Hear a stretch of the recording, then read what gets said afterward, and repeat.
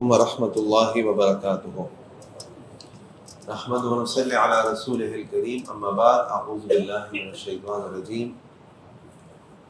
واضرب لهم مثل الحیاۃ الدنیا کماء انزلناه من السماء فاختلط به نبات الارض فاصبح هشیما تذروه الرياح وكان الله على كل شيء مقتدرا رب اشرح لي صدری ویسر لي امری واحلل عقدۃ من لسانی یفقهوا قولی سبحانک لا علم لنا الا ما علمتنا انک انت العلیم الحکیم اللهم ارنا الحق حقا وارزقنا اتباعه وارنا الباطل باطلا وارزقنا اجتنابه آمین یا رب العالمین۔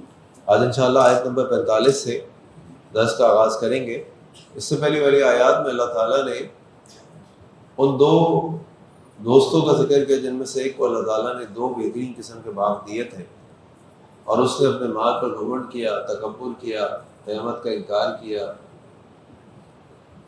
اور تباہ برباد ہو گیا۔ اللہ تعالیٰ نے اس کے بعد کو ملیمیٹ کر دیا، اور پھر اللہ تعالیٰ نے ساری بات ختم کرنے کے بعد آیت نمبر 45 میں اللہ تعالیٰ فرماتے وَاضْرِبْ لَهُم مَثَلَ الْحَيَاةِ الدُّنْيَا كَمَاءٍ أَنزَلْنَاهُ مِنَ السَّمَاءِ، تو آپ ان کو بیان کیجئے، ان کو مثال دیجئے دنیا کی زندگی کی مثال کہ جیسے پانی ہے انزلناہ من السماء، جس کو اللہ تعالیٰ نازل کرتے ہیں، بھیجتے ہیں آسمانوں سے، فاختلط به نبات الارض، اور پھر وہ زمین کے اندر مکس ہو جاتا ہے، پھر زمین کے اندر سے اللہ تعالیٰ مختلف قسم کے نباتات کو نکالتے ہیں، پھلوں کو، سبزیوں کو اور دوسری چیزوں کو، فاصبح حشیما تذروه الرياح، اور پھر وہ کھیتی جو بڑی سرسبز ہوتی ہے، پھل دینے والی ہوتی ہے، کچھ عرصے کے بعد وہ کھیتی چورا چورا ہو کر ختم ہو جاتی ہے۔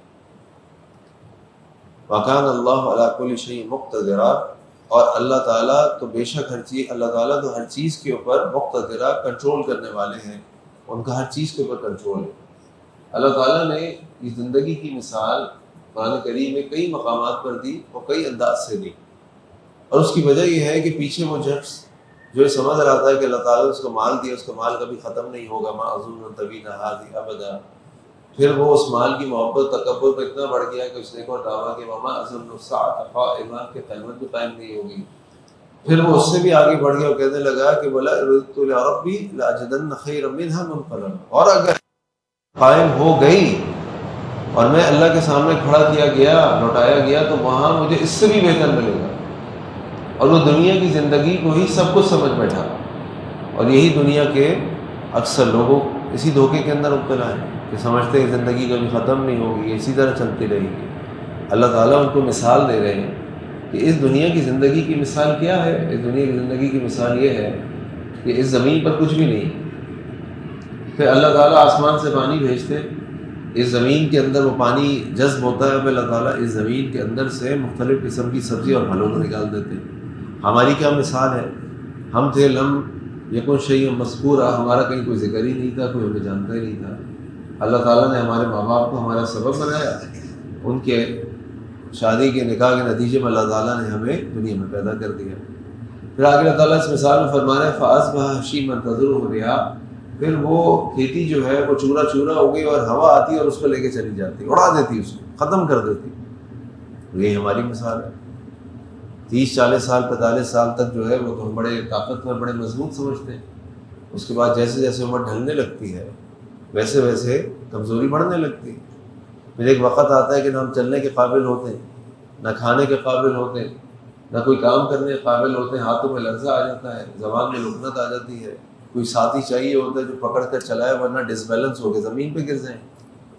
اللہ تعالیٰ فرما رہے ہیں تم دیکھتے تو یہ سب، یہ تمہاری مثال بھی یہی ہے کہ تم پہلے بڑے سرسبز ہوتے ہو، مضبوط ہو، پہلے تمہارا کوئی ذکر نہیں تھا، تم کوئی چیز نہیں تھے، اللہ تعالیٰ نے تمہارے ماں باپ کو تمہارے اس دنیا میں آنے کا سبب بنایا۔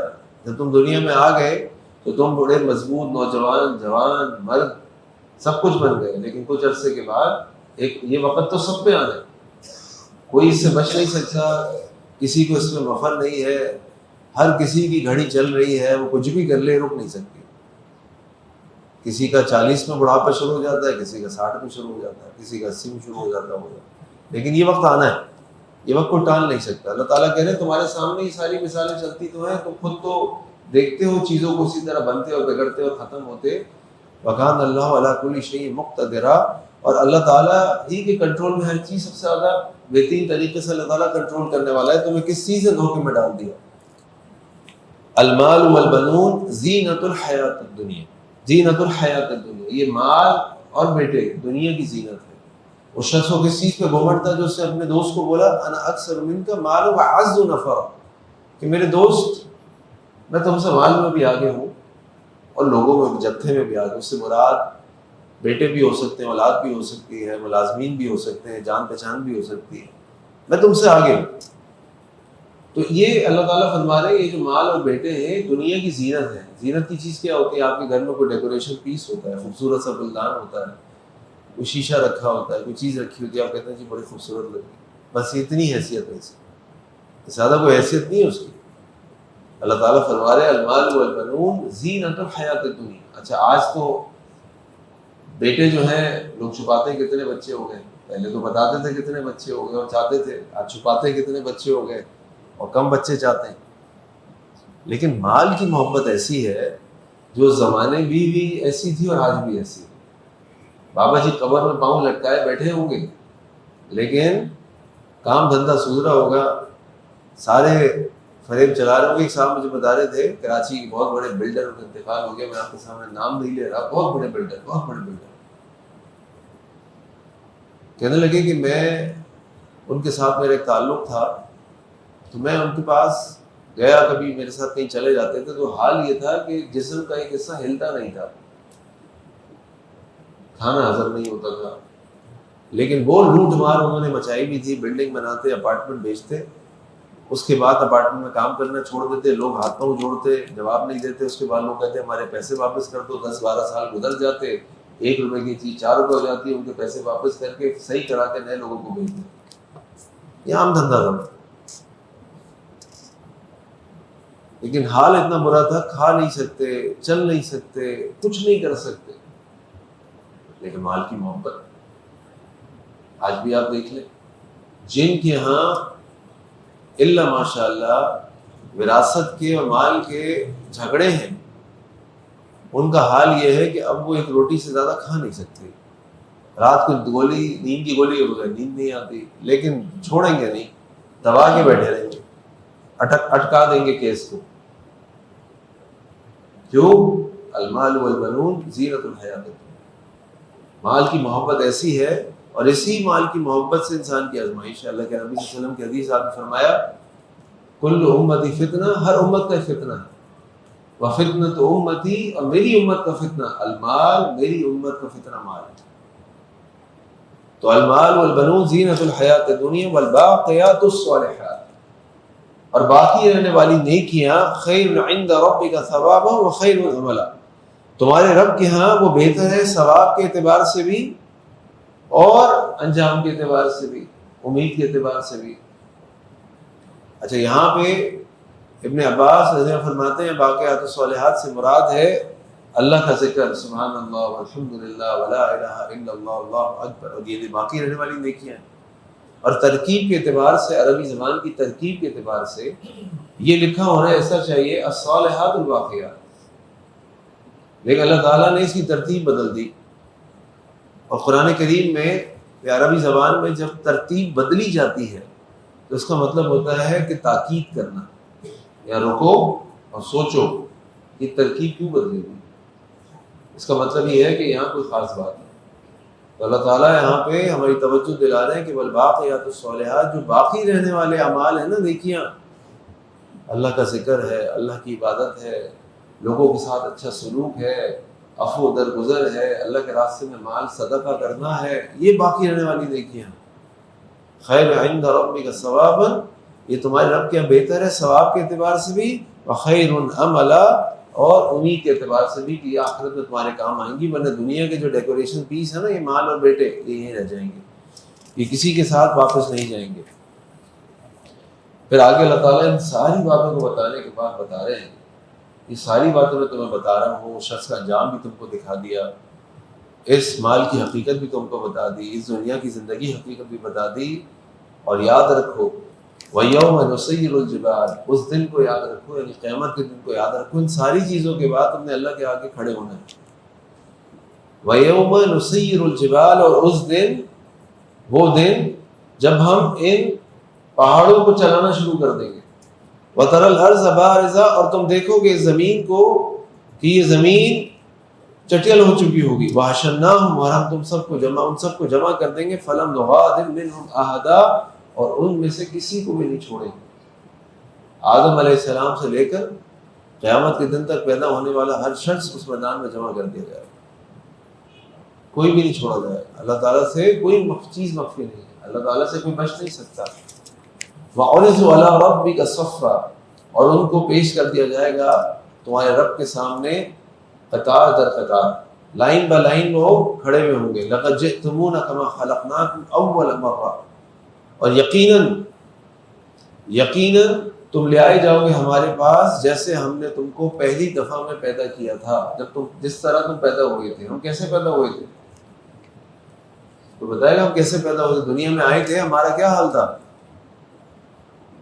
جسم پہ کپڑے تھے، پاؤں میں جوتے تھے، اسی طرح اللہ کے سامنے کھڑے کر دیے جائیں گے۔ جب اللہ کے نبی صلی اللہ علیہ وسلم نے یہ بات اماں عائشہ کو بتائی، اماں عائشہ کہتے ہیں اللہ کے نبی صلی اللہ علیہ وسلم لوگ تو پھر ادھر ادھر دیکھیں گے۔ آپ نے فرمایا اس دن کسی کو کسی کی فکر نہیں ہوگی، کسی کو کسی اور کا نہ ہوش ہوگا نہ سوچ ہوگا، ہر کسی کو فکر ہوگی نفسی نفسی، میرا کیا ہوگا میرا کیا ہوگا۔ لیکن اس دن اللہ کے سامنے کیسے پیش کیے جائیں گے؟ ننگے بدن، ننگے پاؤں، بغیر ختنے کے۔ سب کے سب انسان آدم کی اولاد اللہ کے آگے کھڑے کر دی جائیں گے، سب کا سب۔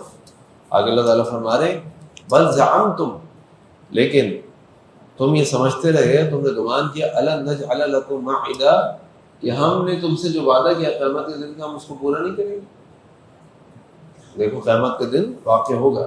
ووضع الکتاب، اور کتاب پیش کر دی جائے گی۔ کون سی کتاب؟ ہمارا حساب و کتاب، ہمارا اعمال نامہ، بک آف ڈیڈز۔ فتر المجرمین، اور مجرمین ان کو دیکھ لیں گے، مشفقین مما فی، اور دہشت میں آ جائیں گے یہ سوچ کر کہ اس کتاب میں کیا کیا لکھا ہوا ہے۔ اس کتاب کو اس دن وہ بھی پڑھے گا جو پڑھا لکھا ہے، اور وہ بھی پڑھے گا جو جاہل ہے، جو پڑھا لکھا نہیں ہے، کیونکہ یہ کتاب اس کی اپنی ہوگی، یہ کتاب اس کی اپنی ہوگی، کسی اور کی کتاب نہیں ہوگی۔ وہ پڑھنے لکھنا جانتا ہو یا پڑھنا لکھنا نہ جانتا ہو، دنیا میں اس دن وہ اپنی کتاب کو پڑھنے لگے گا، اور دہشت زدہ کیوں ہوگا؟ کیونکہ وہ جانتا ہوگا کہ میں نے دنیا میں کس طرح زندگی گزاری، اس کو اپنا انجام نظر آ رہا ہوگا۔ اور یہاں اللہ تعالیٰ نے لفظ ذکر فرمایا فتر المجرمین، مجرمین، اللہ تعالیٰ نے مشرکین نہیں کہا، کافرین نہیں کہا، اللہ تعالیٰ فرمایا مجرمین۔ مجرم کون ہوتا ہے؟ مجرم مشرک بھی ہے، کافر بھی ہے، مسلمانوں میں سے بھی۔ ٹھیک ہے، میں نے اللہ اور اس کے رسول کا کلمہ پڑھا ہوا ہے، لا الہ الا اللہ محمد رسول اللہ، لیکن ہو سکتا ہے اس کے ساتھ ساتھ میں دوسروں کا مال کھاتا ہوں، ہو سکتا ہے اس کے ساتھ ساتھ میں جھوٹ بولتا ہوں، ہو سکتا ہے اس کے ساتھ ساتھ میں سود کھاتا ہوں، ہو سکتا ہے اس کے ساتھ ساتھ میں خطا رحمی کرتا ہوں، میرے گناہوں کی سزا تو مجھے ملے گی۔ اگر میں اللہ کے پاس دنیا سے توبہ کیے بغیر چلا گیا، ہاں اگر میں نے اللہ سے سچی توبہ کر لی تو اللہ میرے گناہوں کو معاف کر دیں گے، چاہے میرے گناہ سمندر کی جھاگ کے برابر ہی کیوں نہ ہو۔ لیکن اگر یہ سمندر کی جھاگ کے برابر نہ ہے، نہیں ہے، یا کچھ بھی ہے، اور میں نے توبہ نہیں کی اللہ تعالیٰ سے سچی توبہ، تو پھر مجھے اپنے گناہوں کی سزا ملے گی، میں اس سے بچ نہیں سکتا۔ اللہ تعالیٰ فرما رہے فتر المجرمین مشفقین مما فی، اور مجرمین دیکھیں گے اپنے اعمال نامے کو، اپنی کتاب کو، اور دہشت زدہ ہو جائیں گے یہ دیکھ کر، سوچ کر کہ اس کے اندر کیا لکھا ہے۔ وَيَقُولُونَ، اور وہ کہیں گے یا ویلتنا، کاش، اے کاش، ما لہذا الکتاب، یہ کیسی کتاب ہے، یہ کیسی کتاب ہے، لا یغادر صغیرۃ ولا کبیرۃ الا احصاها، اس نے نہ کوئی چھوٹی بات چھوڑی نہ کوئی بڑی بات چھوڑی، اس نے تو ہر چیز کو احاطہ کر لیا ہے۔ میں لوگوں کے سامنے کچھ کرتا تھا وہ بھی آ گیا، اور میں رات کے اندھیرے میں اپنے کمرے میں بیٹھ کے کچھ کرتا تھا وہ بھی اس کے اندر۔ کیسی کتاب، کچھ نہیں چھوڑا اس کتاب میں۔ لا یغادر صغیرۃ ولا کبیرۃ الا احصاها ووجدوا ما عملوا حاضرا ولا یظلم ربک احدا، اور وہ پا لیں گے ہر وہ عمل جو انہوں نے کیا تھا اس کتاب کے اندر موجود. ولا یظلم ربک احدا، اور تمہارا رب کسی کے اوپر ظلم نہیں کرتا. اگر ظلم کرتا ہے کوئی تو وہ اپنے اوپر خود کرتا ہے. جیسے اللہ تعالیٰ نے اس شخص کے واقعے میں بتایا جس کو اللہ تعالیٰ نے 2 باغ دیے تھے، وَدَخَلَ جَنَّتَهُ وَهُوَ ظَالِمٌ لِنَفْسِهِ، اور وہ جب اپنے باغ میں داخل ہوا اور اپنے اوپر ظلم کرتا ہوا داخل ہوا. کیا ظلم کر رہا تھا؟ اپنے باغ کو دیکھ کر کہہ رہا تھا وَمَا أَظُنُّ أَن تَبِيدَ هَٰذِهِ أَبَدًا، اور میرا نہیں خیال کہ میرا مال کبھی ختم ہوگا، یہ تو ہمیشہ کے لیے.